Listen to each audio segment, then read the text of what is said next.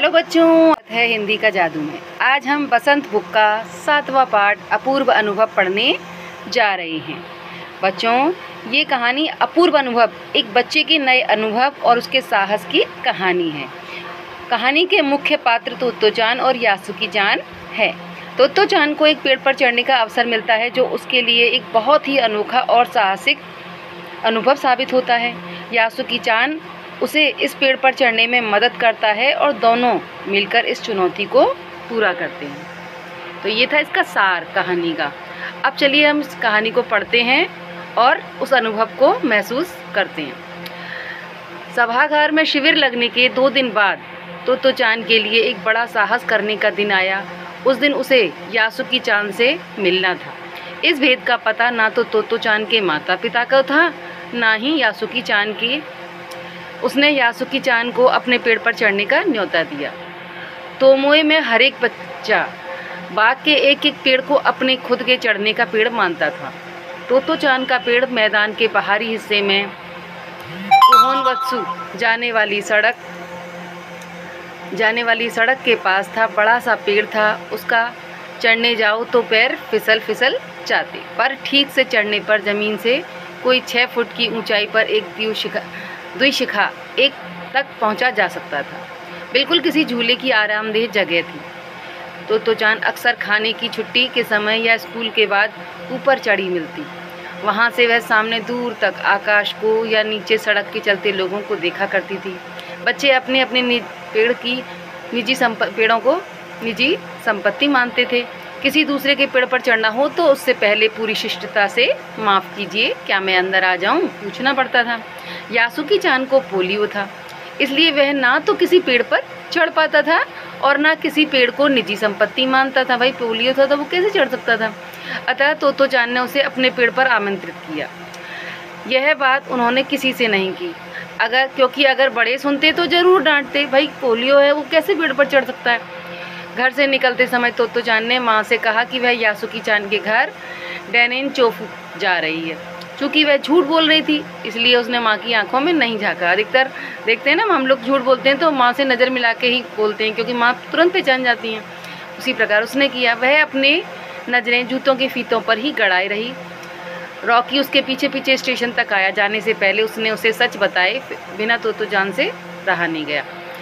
मैं यासुकी-चान को अपने पेड़ पर चढ़ने देने वाली हूँ, उसने बताया।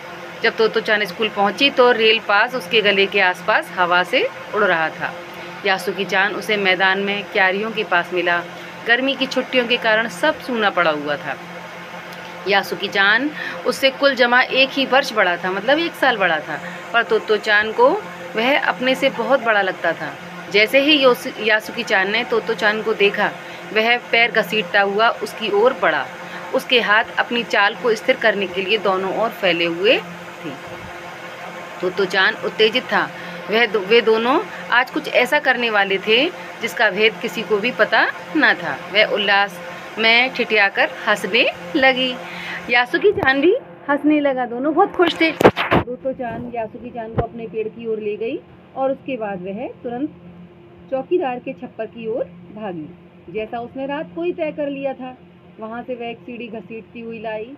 उसे तनी के सहारे ऐसे लगाया जिससे वह द्विशिखा तक पहुंच जाए। वह कुर्सी के ऊपर चढ़ी और सीढ़ी के किनारे को पकड़ लिया। तब उसने पुकारा, ठीक है, अब ऊपर चढ़ने की कोशिश करो। यासुकी-चान के हाथ पैर इतने कमजोर थे कि वह पहली सीढ़ी पर भी बिना सहारे के नहीं चढ़ पाया। इस पर तोत्तो-चान नीचे उतर आई और यासुकी-चान को पीछे से धकेलने लगी, पर तोत्तो-चान थी छोटी और नाजुक सी, इससे अधिक सहायता क्या करती। यासुकी-चान ने अपना पैर सीढ़ी पर से हटा लिया। वह हताशा सा सिर झुकाकर खड़ा हो गया। तोत्तो-चान को पहली बार लगा कि काम इतना आसान नहीं है जितना वह सोचे बैठी थी। अब क्या करे वह। यासुकी-चान उसके पेड़ पर चढ़े, यह उसकी हार्दिक इच्छा थी। यासुकी-चान के मन में भी उत्साह था कि वह उसके सामने गई।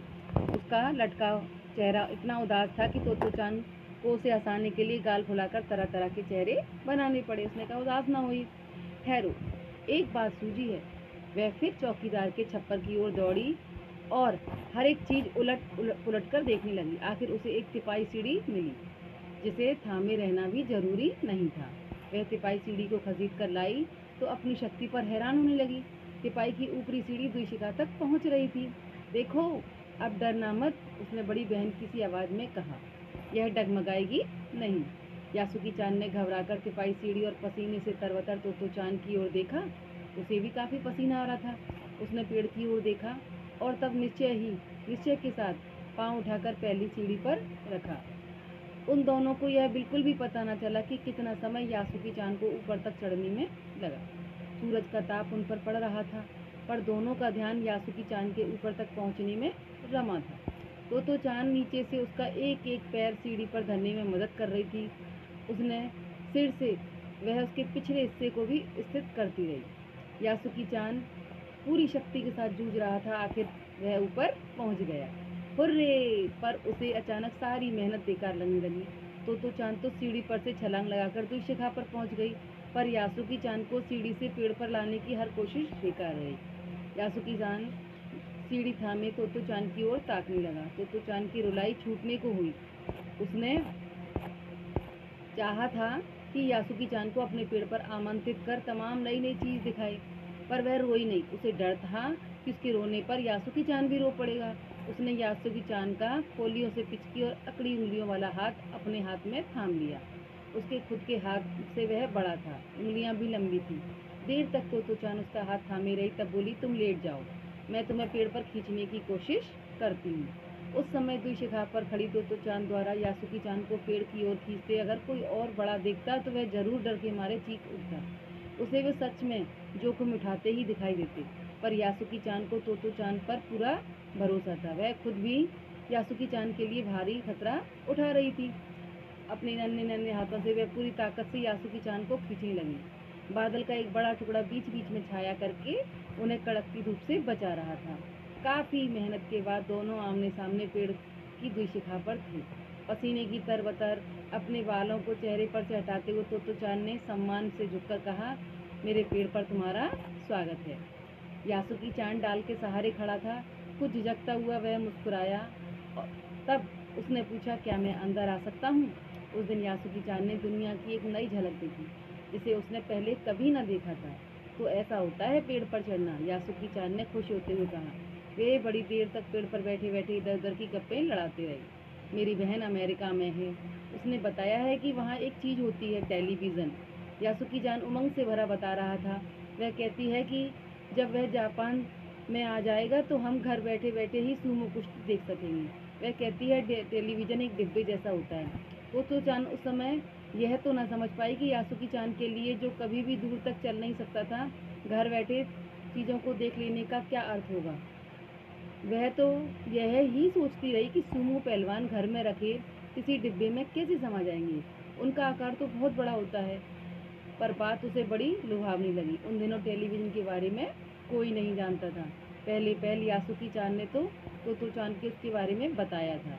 पेड़ मानो गीत गा रहे थे और दोनों बेहद खुश थे। यासुकी चान के लिए पेड़ पर चढ़ने का यह पहला और अंतिम मौका था।